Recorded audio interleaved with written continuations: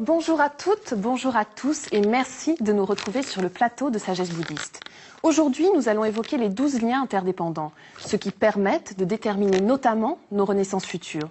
Ils constituent une des principales caractéristiques de l'enseignement du Bouddha, mais leur enchaînement n'est pas toujours très facile à comprendre. Nous avons donc décidé d'y consacrer 2 émissions. Quel est leur rôle? Qu'est-ce qu'ils représentent? Comment leur connaissance peut-elle nous aider à nous libérer de la souffrance? C'est ce que nous allons voir tout de suite avec notre invité, Pierre Arène. Pierre Arène, bonjour. Bonjour. Alors, vous avez été chercheur au CNRS, notamment en bouddhologie, chercheur également au Collège de France, et vous êtes actuellement directeur d'études au centre de Dakpo Rinpoché. Et pour commencer cette émission, j'ai d'abord envie de vous demander un petit peu à quoi correspondent tous les termes qu'on peut utiliser lorsqu'on évoque ces 12 liens interdépendants, que ce soit la chaîne, le chaînon, le cercle. En ce qui concerne la chaîne, c'est assez facile à comprendre, dans la mesure où les 12 liens interdépendants sont justement interdépendants, c'est-à-dire chacun d'entre eux dépend du précédent et lui-même permet le suivant, on se trouve dans la même situation que les chaînons d'une chaîne qui sont liés les uns aux autres et d'une manière très étroite. En ce qui concerne le cercle, c'est un peu différent. Les 12 liens interdépendants sont une illustration du mécanisme par lequel on reprend naissance dans le samsara. Or, le samsara se définit comme étant le fait de reprendre naissance sans liberté, encore et encore, par la force du karma et de ce qu'on appelle les facteurs perturbateurs. Ce qui est très bien illustré d'ailleurs dans ce qu'on appelle la roue de l'existence. Alors, la roue des existences est découpée en 6 secteurs, qui ressemblent un petit peu aux ailes d'un moulin autour d'un centre. Ces 6 secteurs correspondent à 6 modes d'existence, ou 6 mondes, de manière générale, qui sont le monde des Devas, le monde des demi-dieux ou des titans, ça dépend des traductions qu'on peut en donner, le monde des animaux, le monde des enfers et le monde des êtres humains. Et on trouvera au centre de cette fameuse roue, dans le moyeu de la roue, justement ce qui constitue la cause de cette errance, de ce cheminement, de fait de tourner dans ces différentes existences. 3 animaux qui sont en général le porc, le serpent et le coq. Alors c'est ce qu'on appelle aussi les 3 poisons mentaux. Voilà, ce sont les 3 poisons. Pourquoi poisons? Parce qu'ils ont des conséquences bien sûr négatives pour nous. L'ignorance qui est représentée par le porc est la cause des 2 autres, de l'aversion et de l'attachement, et surtout l'ignorance est la cause de tous les 12 liens interdépendants. C'est à cause de l'ignorance que nous reprenons naissance dans le samsara, que ce soit d'ailleurs pour des renaissances favorables ou pour des renaissances défavorables. Alors avant d'aborder précisément chacun des 12 liens, est-ce que vous pouvez nous les rappeler tous un petit peu, Pierre Arène? Oui, on peut commencer par en haut de la roue, c'est là que ça commence, vous avez l'ignorance, et puis après vous trouvez les karmas introducteurs ou les karmas projetants, ça dépend de la manière dont on traduit les termes sanscrits ou tibétains. Et ensuite, vous trouvez la conscience. La conscience elle-même donne naissance, en quelque sorte, produit le lien suivant qui est le nom et la forme. Après le nom et la forme, nous trouvons les 6 bases de connaissance ou les 6 sphères de connaissance, lesquelles servent de base au contact. Et le contact lui-même sert de base à la sensation, et la sensation permet la soif, laquelle permet l'avidité, et l'avidité entraîne ce qu'on appelle le devenir, ou, suivant les traductions, l'existence. Et l'existence elle-même, c'est ce qui va commander la naissance, une renaissance.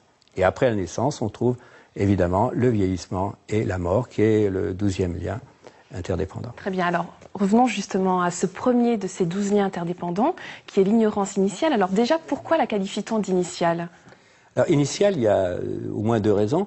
La première raison, c'est que c'est elle qui permet le déroulement des 12 liens du cycle, le début du cycle. Voilà, si elle n'existait pas, il n'y aurait pas justement... Voilà. Il peut y avoir une ignorance, mais cette ignorance ne sera pas nécessairement une ignorance initiale, c'est-à-dire le début de ces 12 liens, de ces 12 conséquences qui s'enchaînent. Alors comment la représente-t-on justement sur cette roue de l'existence? Cette ignorance initiale est représentée par une vieille femme aveugle qui se dirige à l'aide d'un bâton. Elle est tout à fait en haut de la roue des existences. Et qu'est-ce que ça symbolise? Alors, la cécité de cette vieille femme représente l'obscurité caractéristique de l'ignorance. Quant à son bâton, il représente une perception erronée de la réalité. Alors erroné parce que le bâton ne lui permet que d'avoir une connaissance du terrain que très partielle et insuffisante. Alors il y a deux formes justement d'ignorance, est-ce que vous pouvez nous les détailler? Alors il y a deux formes d'ignorance. La première, c'est l'ignorance causale, elle est assez facile à comprendre, c'est pas la plus importante, mais on peut en parler assez rapidement. Cette ignorance causale consiste simplement au fait d'ignorer quelle cause ou quel acte va engendrer telle conséquence bonne et quel acte ou quelle cause va engendrer telle conséquence mauvaise. Et la deuxième forme Alors la d'ignorance? deuxième, c'est la plus importante parce qu'elle commande toute nos naissances dans le samsara, bonne ou mauvaise, elle. Alors comment se manifeste-t-elle? Cette ignorance, c'est ce qu'on appelle l'ignorance de la saisie erronée du moi, du je. Alors par exemple, dans la vie quotidienne, dans la vie quotidienne, il y a plusieurs exemples possibles. En particulier, lorsqu'on se trouve au bord d'un précipice ou au bord d'un toit et qu'on a très peur de tomber, qu'on a l'impression qu'on va chuter, ou bien encore à un autre moment, lorsque publiquement, par exemple, on est accusé à tort d'avoir commis un acte négatif, alors à ce moment-là, on a un très puissant sentiment du moi qui occupe toute la scène de l'esprit, en quelque sorte, et qui est pensé, qui est saisi sans référence à quoi que ce soit d'autre, que ce soit sa base physique, la base physique de ce moi, ou la base mentale de ce moi. Donc cette expérience-là est une expérience qui correspond à une saisie du soi erronée, qui est en général innée, qui est latente, et qui parfois, dans ces circonstances-là, sort. Et c'est cette saisie du soi qui préside à tous nos actes. Alors justement, on arrive au deuxième lien interdépendant, qui est ce qu'on appelle à la fois le karma introducteur, mais aussi karma projetant. En quoi consiste-t-il? De quoi s'agit-il? Alors d'abord, je voudrais quand même revenir un peu en arrière sur l'importance de cette ignorance, de cette saisie du soi erronée, parce que si l'on saisit notre je, notre soi, notre moi comme existant d'une manière absolue, comme ça, on est amené à lui accorder une très grande importance. Et on est amené à se chérir soi-même d'une manière excessive, peut-être au détriment des autres, parce qu'à partir du moi, l'idée de l'autre, naturellement, va naître.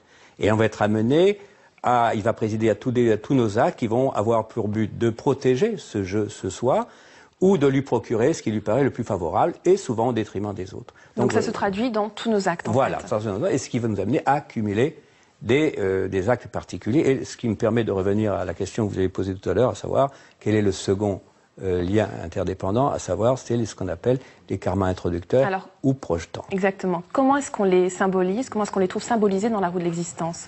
Alors dans la roue de l'existence, le karma introducteur ou le karma projetant est représenté juste après, d'ailleurs la vieille dame qui aveugle, par un potier en train de tourner un pot ou de modeler un pot. Alors, quelle est l'idée de cette représentation? La signification de cette représentation, c'est que de la même manière que le potier modèle ce pot ou le fait exister, de la même manière, notre karma va modeler nos existences futures. Très bien. Et donc, alors, ce karma entraîne une empreinte, en quelque sorte, qui va rester sur notre conscience. C'est le troisième lien interdépendant. Quelle est sa fonction à cette conscience? Le troisième lien va être, si vous voulez, le résultat presque de ce deuxième lien. Voilà. Et ce troisième lien qu'on appelle la conscience et qui est représenté sur la roue des existences par un singe. Pourquoi un singe? Un peu bizarre, bien sûr, mais c'est parce que de la même manière que le singe saute de branche en branche, notre esprit est tout le temps en train de vagabonder d'un objet à un autre. C'est la raison pour laquelle ça a été représenté ainsi. Alors, cette fameuse conscience, quelle est-elle? Eh bien, c'est le moment de notre esprit où cette empreinte karmique s'est déposée. Donc, on voit bien que ce lien est bien le suivant de cette volition qui s'est achevée et qui a laissé une empreinte karmique. On peut donner un exemple de cela. Ça sera, si vous voulez, le fait, admettons que vous aimiez faire de la pêche à la ligne, soit que vous rejetiez les poissons dans ce moment-là, bon, vous leur faites pas de mal, mais en admettant que vous aimiez la friture et que vous soyez amené à tuer les poissons, à un moment donné, il va bien falloir dans votre esprit qu'il y ait cette intention de capturer et de tuer le poisson, c'est-à-dire cette volition.